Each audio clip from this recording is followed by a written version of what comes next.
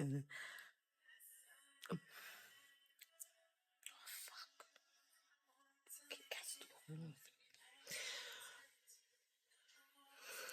it's been a while. It's been what, like maybe 2 years now? Still tillyless. But I thought to myself, like, I don't know why it was actually. I just woke up today and I thought, you know what? I feel like posting an update, a life update, or maybe just like the rambles of like where I'm at, and could even like show like my heel chest. And yeah, so that's what we're gonna do. um okay, so I had my surgery with Mr. Inglefield at the LTC. They're no longer available anymore. Um, they went into liquidation. I don't know they if he's like gone to another clinic or any of that. I feel like um there was some politics around I think a surgery went wrong. Um and then he was suspended for a while. But I don't really know the details, so can't really speak on it. But my personal experience with him, he was really friendly. The only thing that I didn't like was during consultation, he like like slapped my belly and said, "Oh, like you need to lose that belly."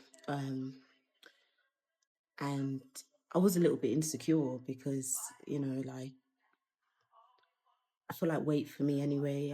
It makes me feel a little bit insecure. I know how I felt at my lowest. I know how I felt at my heaviest, and I feel like I'm at my heaviest now. Um, but then I know, no, no, I'm not actually because I've lost a bit of weight, so I'm still, but I've put a little respect on my name. But yeah, like but even still, um, I was still, my worth didn't change based on my weight. So yeah, I just had to throw that out there. But yeah, like that the surgery itself, I it was good, like he he was really friendly on the day, really, really friendly. The staff were really friendly. I did have complications. There was, I think it's this side there. It basically just didn't heal, and I think it was like a suture, like pushed its way to the surface, but then in doing so, it created like this hole about this big, and it was about this deep, and it just wasn't healing. I had to use Manuka honey. Oh my gosh, I can't even remember. But I had to use like these different things, and like my girlfriend had to like pack it and all of that, and that was really really stressful. Um, I think one thing that people don't really talk about, especially with surgery, is the fact that you have to rely on someone, and you're in like your most vulnerable state. And I never really experienced that before because I'd never had surgery before. I've never even broken a bone, so it there's that element, and then I think also I just wasn't prepared for complications. And I know that's going to sound like, what? How could you not prepare? You should know it's surgery. I know. But I don't, you know what? I don't know. Like, I feel like there were so many people that I watched so many vlogs. And that's why I made a vlog to begin with, because I was searching high and low. I really just wanted to see someone with my complexion, like what their results were. I wanted to know like what the scars looked like. I wanted to know like just the process, you know. I wanted to feel like I could relate to what I was watching, and I saw, you know, I realized there just wasn't a lot of representation, and yeah, like it was scary, like going into it. But then the videos that I did see, you know, a lot of people had like smaller chests, and again, I couldn't really relate to that. I was going into it with double G's, hefty boys, you know, hefty, backache and all. And I just hadn't seen anyone that I could relate to. Well, I saw a few and I subscribed, and I was like, oh yes, finally. And I'll sit there with my girl and I would like watch it and stuff. Um, but yeah, like a lot of videos I saw people that were like, you know, obviously elated, just happy, and there wasn't that many complications. I saw a couple like hematomas, but I didn't, yeah, I didn't really see a lot of complications. And I saw a lot of people that like a week afterwards they were like, oh, they had no pain, everything was great, it was daisies, like everything, yeah, it was just okay. And I was like, well,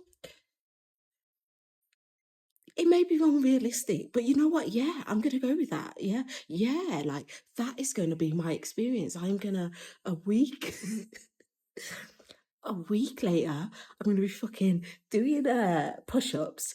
I'm gonna be like feeling a-okay, and you know, maybe not the push-ups, but I didn't expect the level of pain. Um, and I don't know if it's because, you know, I've got the tiz, and so I my relationship to pain is a little bit out of sync. Uh, I yeah, I don't know. Like I just didn't factor in the fact that one, I'll be really, really fucking overstimulated. Two, I will be in quite a lot of pain, and maybe there could be complications. I just didn't factor it in. Um, and I was trying to keep a level head. I really was, but I think I was just swept up in just the joy of it. Like there was a couple of days before where it got cancelled, and I was like, I was so low. I think dysphoria was just really hitting me like I don't know, but it was really really fucking me up, yeah. And like I yeah, like I just thought finally like I can get it done. So I didn't think about it, but yeah, I did have complications, and it was really painful, and there was a lot of like overstimulation. But once it healed and everything, it just I don't, you know what, I won't even say once it healed, like the moment that I saw it and I looked in the mirror, I was like, that is me. And now when I see photos of like my past, like previously, that doesn't look like me. It's like there's such a strange disconnect, and it's beautiful because it's like I remember prior I used to have like, you know, like dreams of like looking down and it's not there, and then like I'd wake up and I'd look down and it was there, and I was like, oh man, like why? Um, but then like the beauty is now when I have dreams, I look down and I see my scars, and it's, you know, it's a part of me. I look in the mirror and it's a part of me. But then that now goes to like part two, little life, like my little rambles, my thoughts. I I struggled a bit. Um I loved my chest, don't get me wrong, but then there was elements that I struggled with. Um as I said, LTC went into liquidation, so even though it was included like revisions, I was not able to because they went into liquidation. Um, they left, you know, like here, um, like is it like armpit fat, axillary fat? Like, yeah, that's left there. And that made me feel really, really uncomfortable for many, many months. I remember when I went to post-op, they said, oh yeah, it will go down, it will go down.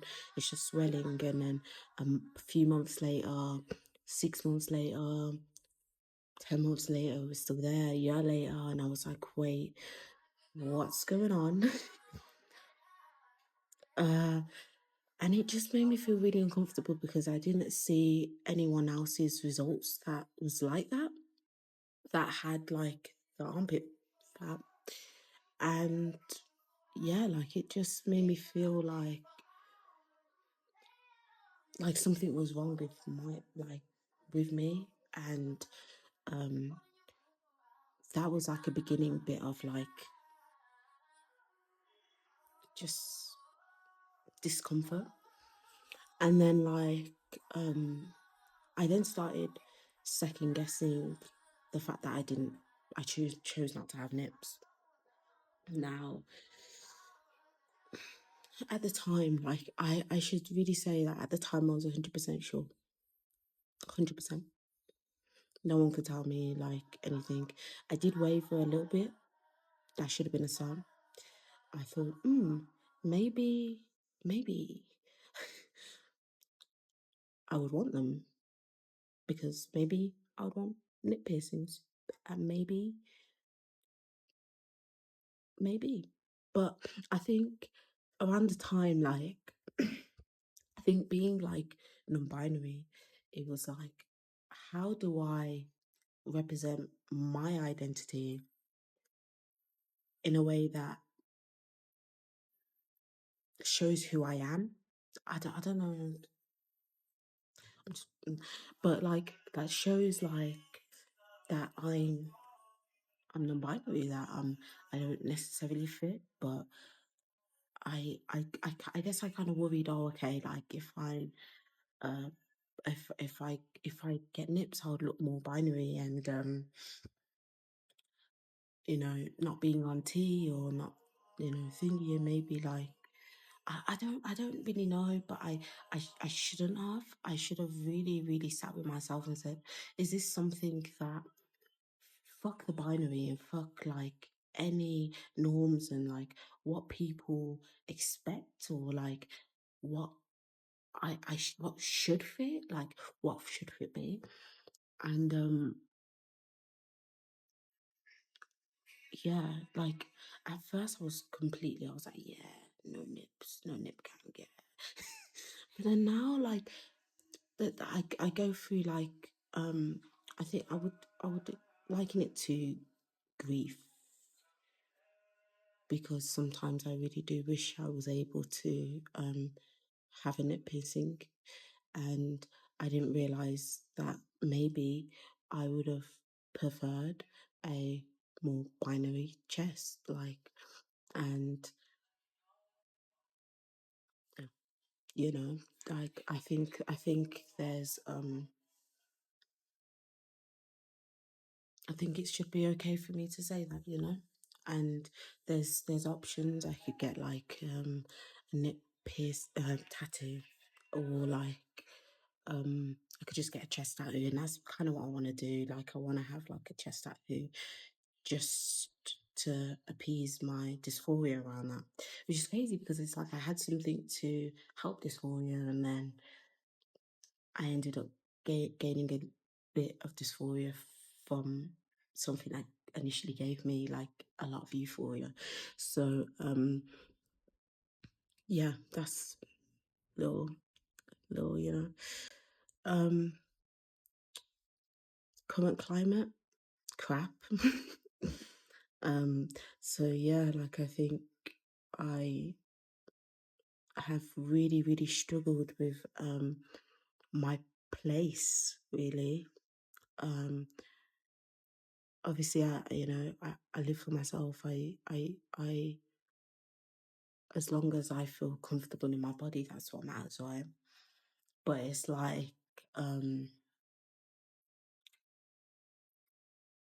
there's just been so much talk about how non-binary people don't exist. And um even within like the trans community, there's people that like push pushes out, and it's kind of this feeling of like being displaced. Is like, where do I fit, you know?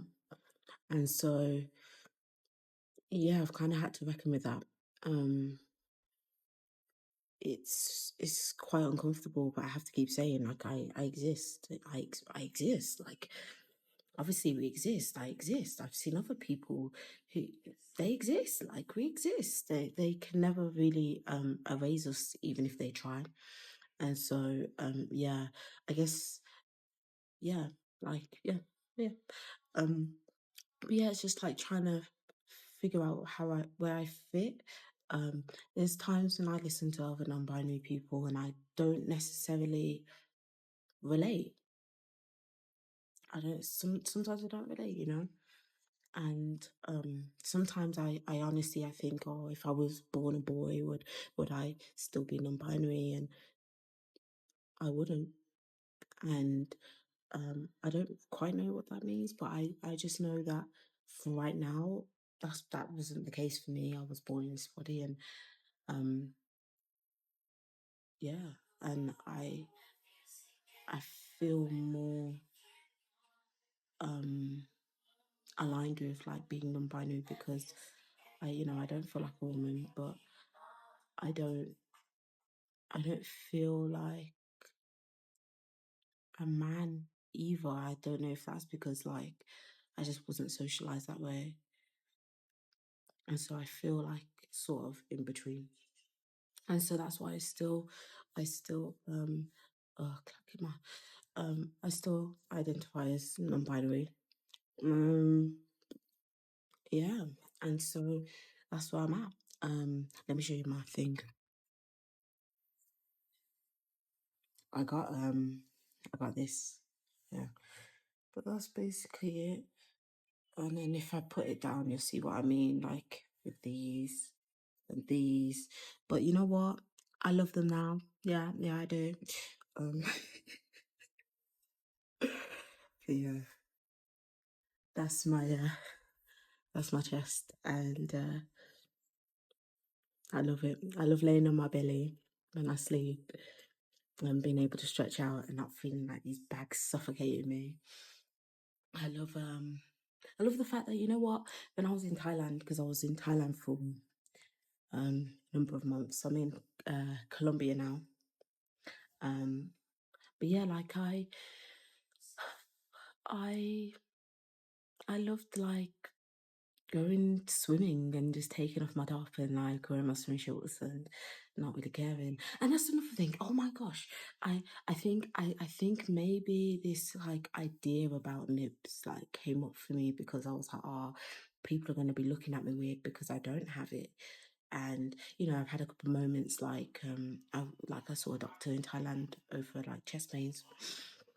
And they were like, oh, like I lifted up my top, and they're like, oh yeah, you had top surgery, cool. But they were like, you don't have nips? And I was like, no.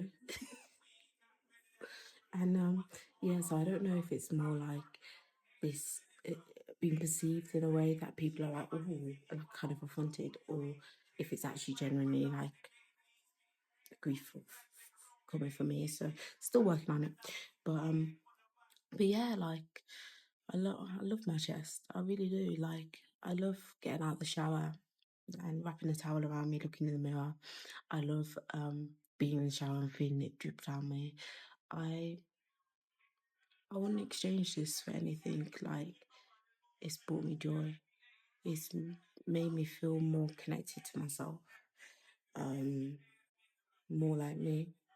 Um, some things I may want to try further on, like just in the transition. If I don't know if this is like the last thing I want to do. Um, you know, sometimes I get spoiled about my voice or um stuff. Um, sometimes I'm like, oh, would a packet be cool? I don't know. I don't know. I don't know.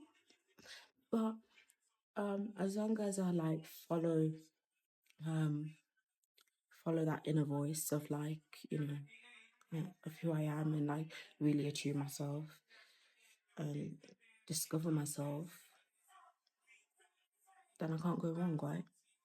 But yeah, that's me. S. Peace out. I just thought, yeah, I didn't introduce my son, and he's crying. He wants to meet you. Hi. Hi. This is Hey Hey. As you can imagine, he's quite smug. He's very happy to be here. Don't quite know what he is, but you know, he's just happy. Ain't that right? Hey Hey. Feet bump. Yeah, but anyways, peace out.